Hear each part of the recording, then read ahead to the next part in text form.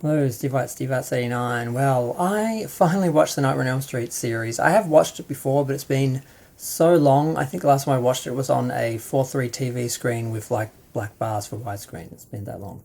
Bought it on Blu-ray a while ago, but just didn't have the time. But each Friday the 13th, I watch the Friday the 13th movies, and Freddy vs. Jason is normally one of the last I watch. And I keep thinking I should watch Nightmare on Elm Street, but I finally got the motivation to do it, and it was still good. A few little things stood out to me, but for the most part, it holds up.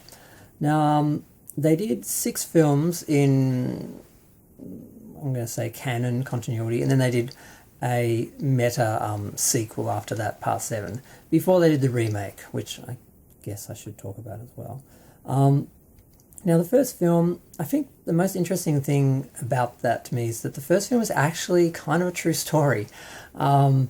Basically, there were a series of 3 males. I think they all were like North Asian, who died in their sleep in what appeared to be nightmares.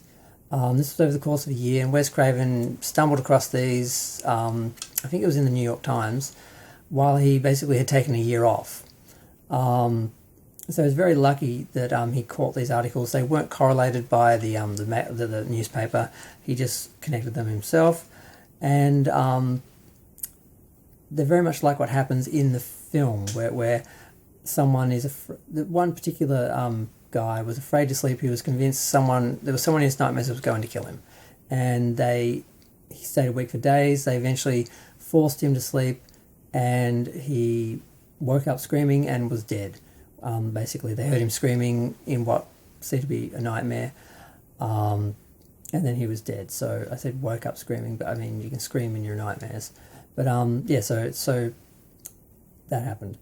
And the other inspiration for Freddy, I thought was kind of interesting. There was a guy who was like drunk or something outside of Wes Craven's home when he was young, and he was looking down, and this guy looked up at him and looked him directly in the eye, and like it was like he was trying to scare him, and he just felt like that sort of nastiness. There was something about him that stuck with him, and these things sort of percolated, and eventually the idea of Nightmare on Elm Street came about.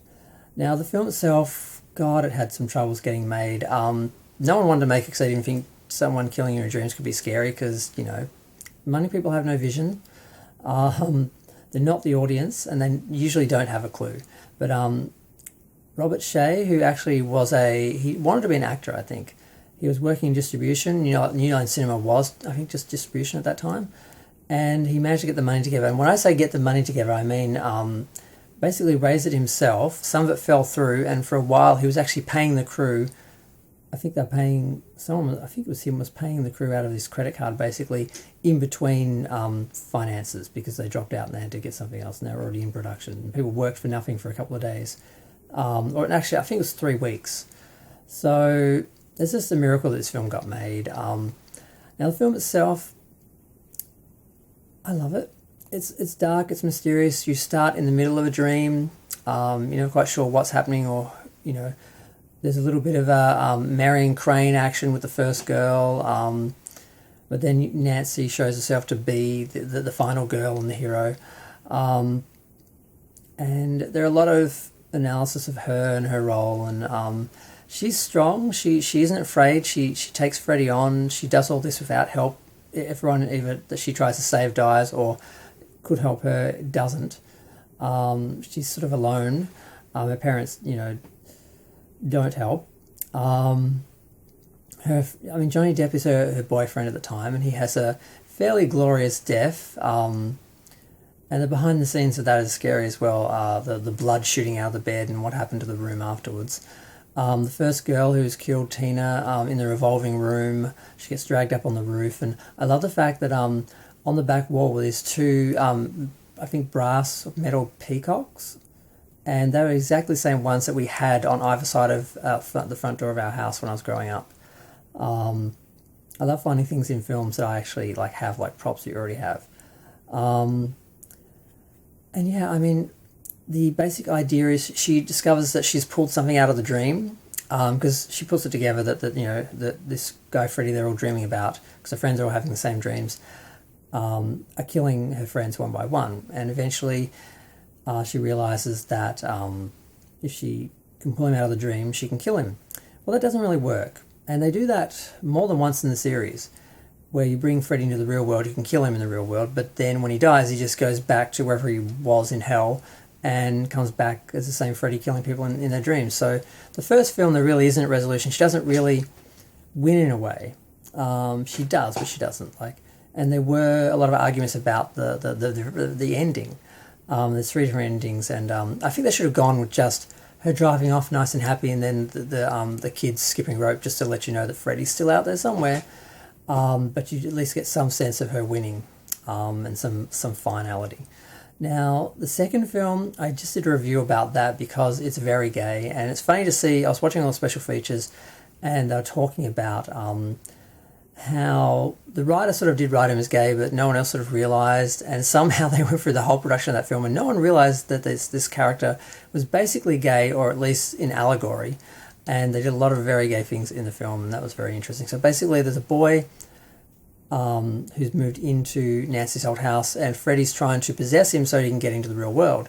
And that's one of the things that didn't work for people, that Freddy's actually in the real world at certain points, by using this kid, possessing him, and basically becoming Freddy. And you literally see Freddy coming out of his body and stuff like that. And eventually they managed to break the possession, and the Freddy sort of exterior is burnt off in a fire, that came from Freddy, not like a fire in like the real world. And then he emerges from this sort of cocoon of this rotted, burned sort of Freddy flesh. And then the end, you see him go off happily, get on a school bus, and then we sort of hear the laugh and know that, it's not over, Freddy is still there. Now the third film, Dream Warriors, now the first film made about $56 million, and it's pretty huge. The second film made $30 million, which is less, but still good. The second film made about 30 million. Now the third film starred Patricia Arquette in her first film. Johnny Depp, his first film was Nightmare 1. She was really great in it. She's having nightmares. She has the ability to pull people into her dreams. Now she gets put in a hospital with a bunch of kids who are also having nightmares and not sleeping. And they get knocked off one by one, of course, and eventually Nancy comes back as a therapist who's working with kids with sleep problems, because that's what she did after the film. After she survived, she decided to learn about it and see what she could do to help. Now, eventually, a couple of the doctors are on her side, and she brings back her father to help, and they kind of have an idea of killing Freddy or getting rid of Freddy. Basically, they had the idea, well, if we take his bones and bury him in a consecrated grave, then he'll disappear from our realm or from hell or whatever, and he won't be able to come back and kill people. So they do that, and of course, everything ends like it's a solution. But of course, we know there's 4th, 5th, and 6th films. Now, the 4th film, unfortunately, they replaced Patricia Arquette, who was amazing, with Tuesday Knight, who I don't know what she's did or what she does, but she doesn't really work as Kristen. She doesn't really compare to Patricia's performance, so that really hurts the film. But then they kill her halfway through the film anyway and replace her with Alice. Now, Alice doesn't appear to be the final girl at first, but she's very mousy and insecure, but she eventually does. God, it's one of the good things about this film is it does run into the next film, Part 5, where we see Alice's story continue. She ends up with the major league hunk that she had a crush on in the 4th film. They end up together and they have a baby, the dream child. It's sort of confusing how Freddy comes back. He just comes back, and she's having dreams about him again. She's like, I think Freddy's come back, and Freddy just returns. And we don't really see any reason why. I guess he was just found his way back to wherever he was, or found the same dream demons and got put back in the same position again, to where he could go into people's dreams and kill people. The 5th film, for some reason, the fourth the fifth film, they think that the mother, who's also come back as a ghost, can keep him down in hell. So the problem is the baby that Alice is having is dreaming, so they can't control the baby's dreams, and when it's dreaming, people will get killed.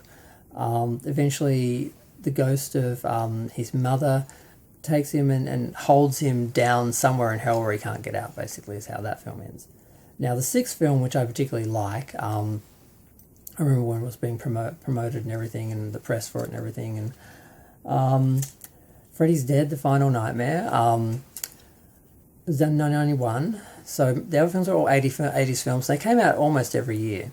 The third and fourth films made 45, 49 million, but the fifth film dropped down to, I think it was 20 million.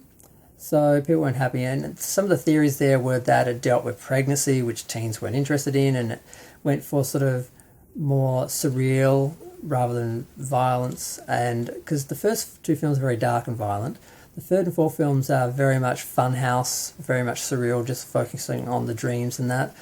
This last film tried to do a little bit of that, had a little bit of that fun, but less. I mean, Freddy's still pretty camp, but just a bit more focused on the killers and the teens trying to survive. So we have this one guy who's thrown out of Springwood and goes to a nearby city. He's an amnesiac. They end up tracing him to Springwood, and then taking him back to Springwood. And when they do, a couple of other kids in this hospital or I think it's an institution for troubled kids, or maybe it's like some sort of prison farm or something. I can't remember exactly what it is. They are trying to escape. They end up in the same van. They all go to Springwood. Springwood, all the children are dead. It's just the adults, and they're all having psychological problems. Eventually, the lady who is the therapist and taking care of them, the one driving, and taking him back to Springwood to see if they can help with his memory, she realises she's actually Freddy's daughter. And the thing I don't like about this film is they try and make Freddy out to be a victim. They show him being bullied when he was a kid, and even though they show him being a violent adult, when his daughter's taken away, he then supposedly starts to kill children to punish the other people in Springwood for taking away his daughter, when really the story is he murdered children for his own pleasure. He did other things which people tend to forget, which I'm not mentioning and pointing out in this video, because I'm going to do a separate video about Freddy himself and the problems with Freddy. But in this film, they try to be a bit sympathetic. They have, even though they have Alice Cooper playing his father, who's very abusive. Now, eventually they go back to what they did in the first film, where they just think if they bring Freddy out of the dream, if they can take him on, go into the dream and sort of have some control, they can bring him out, and then they can kill him in the real world. And they basically blow him up. And I'm like, the dream demons come out, and it's like, well, when he goes back to hell, they can just find him again. When he dies, he can just come back in people's dreams again. So how is that going to work this time? How's it going to be different from the other time? So things like that, which never bothered me when I watched them back in the day, like how Freddy keeps coming back and exactly how it works. Well, he came back because New Line needed another film that would make a lot of money, so they could build their studio, which eventually produced things like Lord of the Rings and so forth. So they're a major player for a while there. Yeah, I like the film. I like how it ended. Had a 3D section at the end, but yeah, watching them back, it was a little bit. I don't know. Part of it is like, well, you can't kill him, so of course he's going to keep coming back. He lives in the dream realm, so if you kill him in the real world, he just goes back, like in Freddy vs. Jason, which I debated watching at the end of this sort of marathon, but I just watched it a week so ago, Friday the 13th.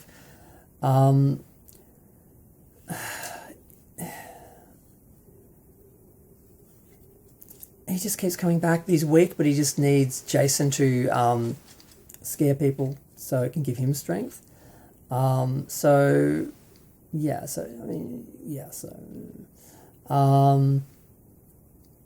part of me wants there to be some consistency, and another part of me sort of just accepts, well, he lives in the dream realm, he can come back whenever he wants, you can't really kill him, even if you bring him out of the real world, blah, blah, blah. Like at the end of Freddy vs. Jason, and that film was always going to end as a stalemate or a draw, because even if if Freddy kills Jason, he'll regenerate, and if Jason kills Freddy, he'll go to the dream realm and come back. So I don't know who thought there'd be a winner out of that, but it's 15 minutes. I've gotten through the 6th film. A little bit of comment on Freddy vs. Jason. I guess I should stop there, but I'm gonna do a separate review for New Nightmare because it's totally different.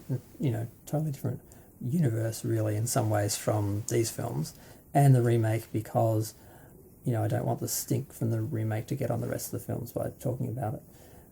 So I'm going to go. Feel free to share, like, comment, subscribe. Let me know what you think of the Nightmare on Elm Street series.